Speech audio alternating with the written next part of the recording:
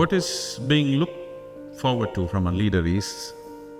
But I know we have gotten used to live in leadership of stagnation, but that's not leadership, because he need not be a superhuman being. He need not know everything. Most leaders don't know much, but… So every thought, every emotion, every action of a leader has an impact on many, many lives. Learning the tricks of management, learning the tricks of manipulating or inspiring people is another thing. But the most important thing is, some people become leaders in moments of strife.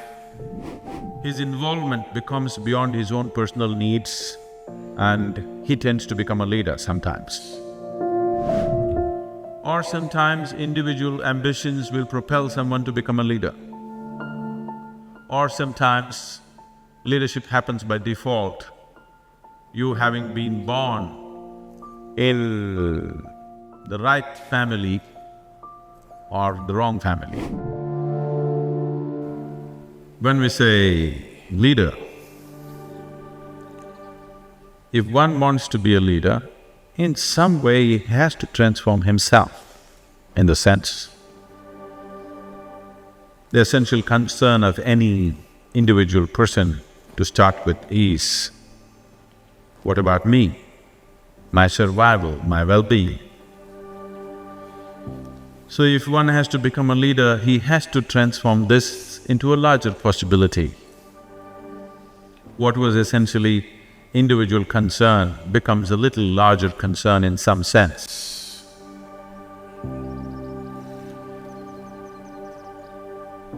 What is being looked forward to from a leader is, he should be able to see things that other people are not able to see.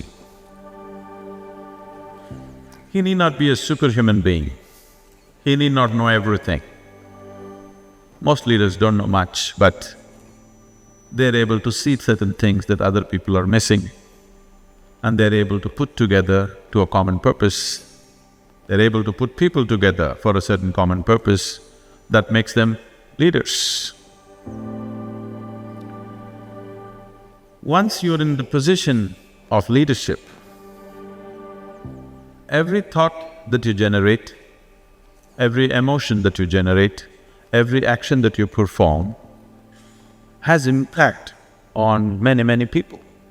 Maybe a few hundred people, 1,000 people, or millions of people, depending upon what type of leadership you're in. So every thought, every emotion, every action of a leader has an impact on many, many lives. When this is so, it is extremely important that one who wishes to be a leader in some way focuses upon how he is within himself too, not just about how he performs in the world. Because no human being is doing anything that he is not himself in some way. So enhancing this being the way he is, evolving this being the way he is, transforming this being the way he is a very important part of leadership. Learning the tricks of management, learning the tricks of manipulating or inspiring people is another thing. But the most important thing is, learning the art of evolving this being is very, very important, because everything that as your leadership becomes of greater scope and greater possibility, every thought that you generate in your mind has an impact on people around you. So attending to this person is very, very important. If we think the work that we are doing is important, it is most important that you should work upon yourself first. Because you cannot produce anything that other than what you really are. You will only produce who you are in so many different ways. Who you are, what your mind is, what your emotions are, how you are right now will manifest in every action that you perform in the world. And once you have moved to a position of responsibility, that is having a huge impact on many, many lives. So it would be irresponsible for a leader not to be constantly striving to transform himself first.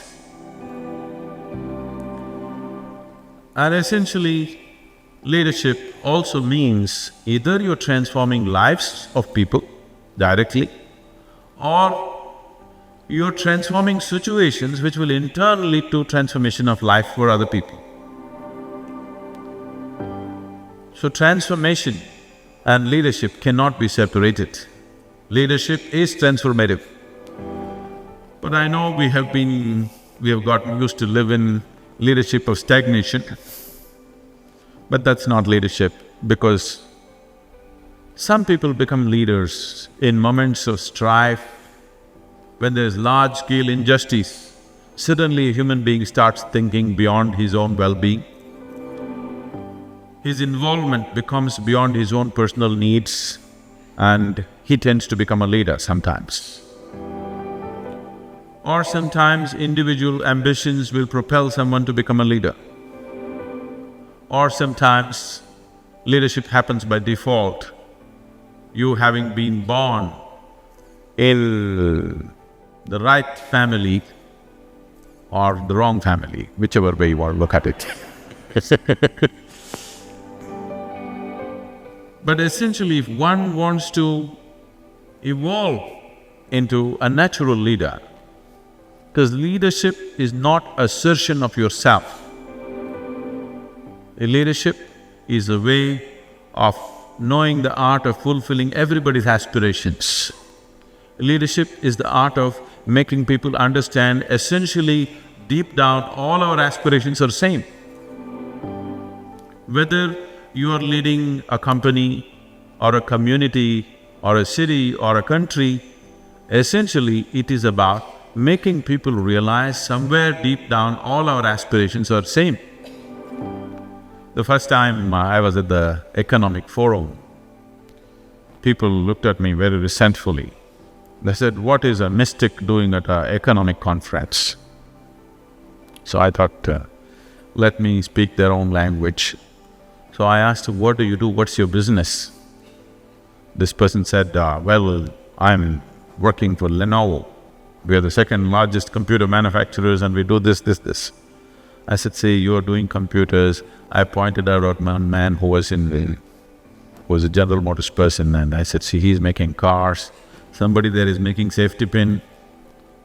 It doesn't matter whether you're making computer, car, safety pin or spacecraft. What is the fundamental business? He said, "What? My business is computer." I said, "Your business is not computer. The fundamental business is human well-being, isn't it? That's the reason why you're making you might have forgotten why you're making a computer. Essentially, you're manufacturing computer to make human life better, isn't it? Somebody is manufacturing a safety pin to make human life better. So essential business is human well-being, and that's my business too. So that's why I'm here."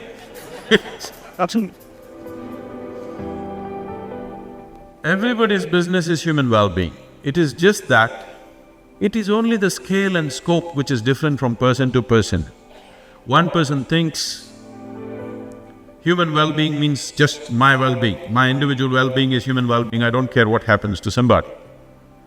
For another person, human well-being means him and his family.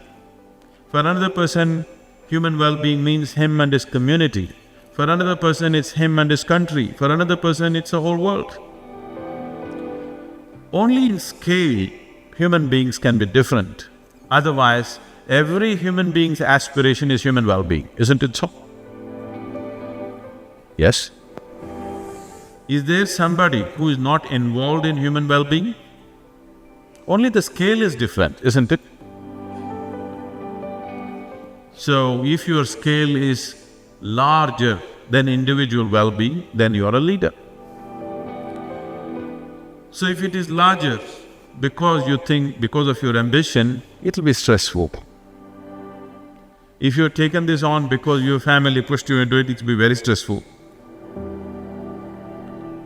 You will become a natural leader. Being a leader is not certain position, it is just a certain capability and fulfillment of our aspirations.